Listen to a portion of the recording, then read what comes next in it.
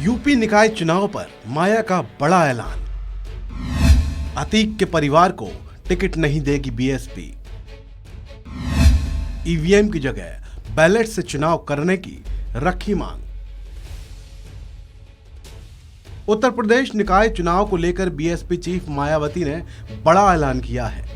मायावती ने अतीक अहमद परिवार को टिकट देने की अटकलों पर सबके सामने प्रेस कॉन्फ्रेंस करके जवाब दिया है। चुनाव ऐलान के बाद ऐसी खबरें थी कि बीएसपी अतीक अहमद के परिवार को प्रयागराज से मेयर का टिकट दे सकती है। अब इन अटकलों पर खुद बीएसपी सुप्रीमो ने विराम लगा दिया है।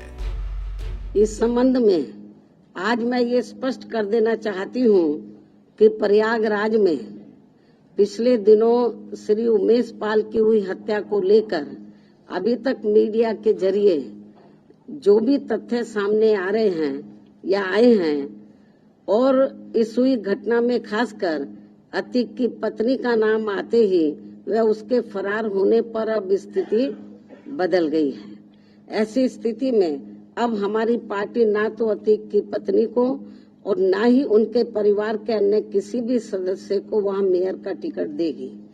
इसके अलावा जहां तक अतीक की पत्नी को पार्टी में रखने व ना रखने का सवाल है, तो उनके पुलिस के गिरफ्त में आते ही जो भी इस केस को लेकर उनके बारे में तथ्य उभर कर सामने आएंगे, तो तब इसका भी जल्दी ही फैसला कर दिया जाएगा, क्योंकि हमारी पार्टी कानून से ऊपर नहीं है, अर्थात कानून का पूरा पूरा सम्मान भी करती है। मायावती ने साफ साफ कह दिया कि प्रयागराज में हुई उमेश पाल की हत्या को लेकर जो तथ्य सामने आए और इस घटना में अतीक की पत्नी का नाम आते ही व उसके फरार होने पर स्थिति बदल गई है। ऐसी स्थिति में हमारी पार्टी ना अतीक की पत्नी और ना ही उनके परिवार के अन्य सदस्य को वहां मेयर का टिकट नहीं देगी।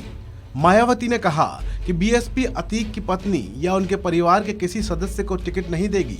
उन्होंने कहा कि बीएसपी का चुनाव का स्वागत करती है, लेकिन बीजेपी ईवीएम से चुनाव नहीं कराकर बैलेट पेपर से चुनाव कराए।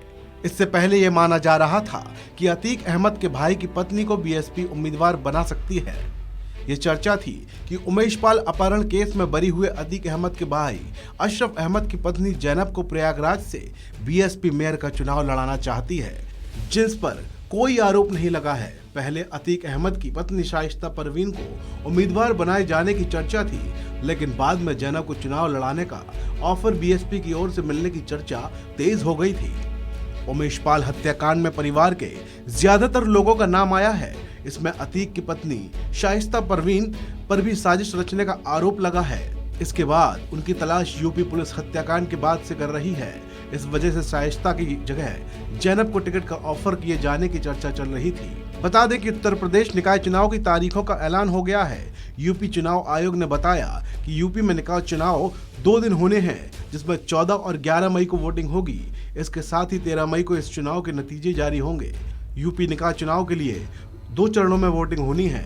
दूसरे चरण में भी 9 मंडल में वोटिंग होनी है। इस खबर में अभी इतना ही। आप बने रहिए वन इंडिया के साथ।